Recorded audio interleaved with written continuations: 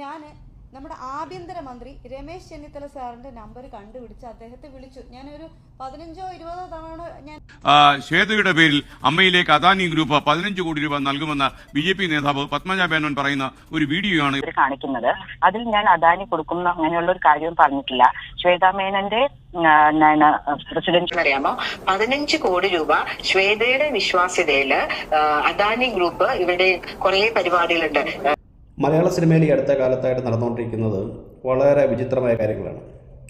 അത് ഒരു വിഭാഗം ആൾക്കാർ ഇതിനെ ഹൈജാക്ക് ചെയ്യാൻ ശ്രമിക്കുന്നു എന്നുള്ളത് യാഥാർത്ഥ്യമാണ്. ഇപ്പം മമ്മൂട്ടി, മോഹൻലാൽ തുടങ്ങിയ 2 ബിഗ് സ്റ്റാർസ് ഉണ്ടായിരുന്ന സമയത്ത് അവരിതിനെ നന്നായിട്ട് മാനേജ്, അവരുടെ ഒരു സ്വാധീനത്തിന് നന്നായി പോകുന്നു. ഇപ്പോൾ അവർക്ക് ഏജിലായി, അവർക്ക് ഇതൊക്കെ വിട്ട് പോവാണ്. കാരണം ഇനി ഇതിനകത്തൊന്നും വലിയ, കാരണം ഇനി മമ്മൂട്ടിക്കൊന്നും പ്രത്യേകിച്ച് സാധിക്കാനില്ല, ലാലേട്ടനും പ്രത്യേകിച്ചൊന്നും സാധിക്കില്ല, ഇപ്പോൾ സുരേഷ് ഗോപിയിലും പ്രത്യേകിച്ചൊന്നും സാധിക്കാനില്ല. പിന്നെ ഇതിന് ശേഷം കഴിയുന്ന ഇത് അശരണരായ കുറച്ച് ആൾക്കാരുണ്ട്, സിനിമയിലൊക്കെ അഭിനയിച്ച് വലിയ സാമ്പത്തികമൊന്നും ഉണ്ടാക്കാത്ത കുറച്ച് ആൾക്കാരുണ്ട്.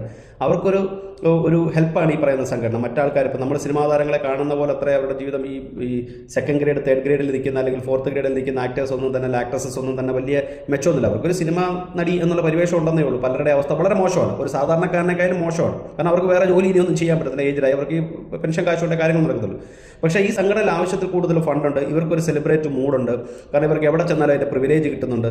ഇപ്പോൾ തന്നെ അൻസിബയുടെ കേസിൽ തന്നെ അൻസിബയൊക്കെ ഒരു പ്രശ്നം ഉണ്ടായി കഴിഞ്ഞാൽ നേരെ ആഭ്യന്തരമന്ത്രിയെയും മുഖ്യമന്ത്രിയൊക്കെ നേരിട്ടാൻ കുറിച്ചുള്ളത്. ഈ കേരളത്തിൽ സാധാരണ സ്ത്രീകൾക്ക് കിട്ടാത്ത എന്ത് പ്രിവിലേജാണ് നിങ്ങൾക്കുള്ളത്? നിങ്ങൾക്ക് എന്ത് ക്വാളിറ്റിയാണുള്ളത്? നിങ്ങൾ വെറും ആഫ്റ്റർ ഓൾ ഒരു സിനിമാന്ത്രി മാത്രമാണ്, ഒരു സിനിമാന്ത്രി മാത്രമാണ്. ഇപ്പം നിങ്ങൾക്ക് എന്തെങ്കിലും ഒരു പരാതി, നിങ്ങളെ ഹരാസ് ചെയ്യുന്ന തരത്തിൽ ഏതെങ്കിലും ഒരു മനുഷ്യൻ പ്രവർത്തിച്ചിട്ടുണ്ടെങ്കിൽ നിങ്ങൾക്ക് ഒരു സ്റ്റേഷൻ, നിങ്ങൾക്ക് പരിധിയിൽപ്പെട്ട ഒരു സ്റ്റേഷനിൽ പോയിട്ട് ഒരു പരാതി എഴുതും, ഇന്ന ആൾ എന്നെ ഇന്ന രീതിയിൽ എന്നെ ഇന്നത് ചെയ്തു, അത് നിങ്ങൾക്ക് പരാതിപ്പെടുമ്പോൾ സ്വാഭാവികമായിട്ടും കേസെടുക്കും. അതല്ലാതെ ആഭ്യന്തരമന്ത്രിയെ കൊണ്ട് വിളിപ്പിച്ചു, പിന്നെ CA വിളിച്ചു ചോദിച്ചു എന്നൊക്കെ പറയാൻ വേണ്ടി നിങ്ങൾ ആരാണ്?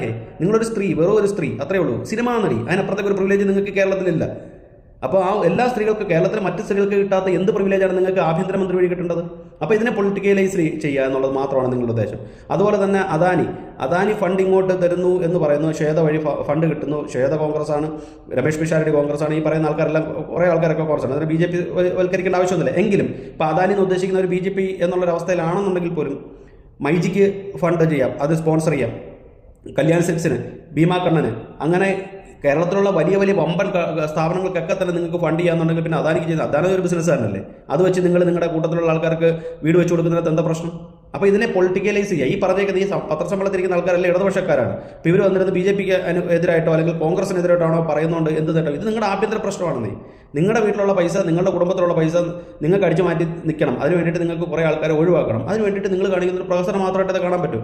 അതിനകത്ത് കുറച്ച് സുഖമുള്ളതെന്ന് പറഞ്ഞാൽ കുറച്ച് BJP, കുറച്ച് സംഘപരിവാർ, കുറച്ച് മതം, ഇതെല്ലാം കൂടെ കുത്തിക്കയറ്റാക്കി നിങ്ങളുടെ അജണ്ട കേരളത്തിൽ നടന്നു. അതാണ് നിങ്ങൾ ചെയ്യുന്നത്. അല്ലാതെ ഇതിനകത്ത് പൊതുജനങ്ങൾക്ക് ഗുണമുള്ള ഒരു തേങ്ങയും ഇല്ല.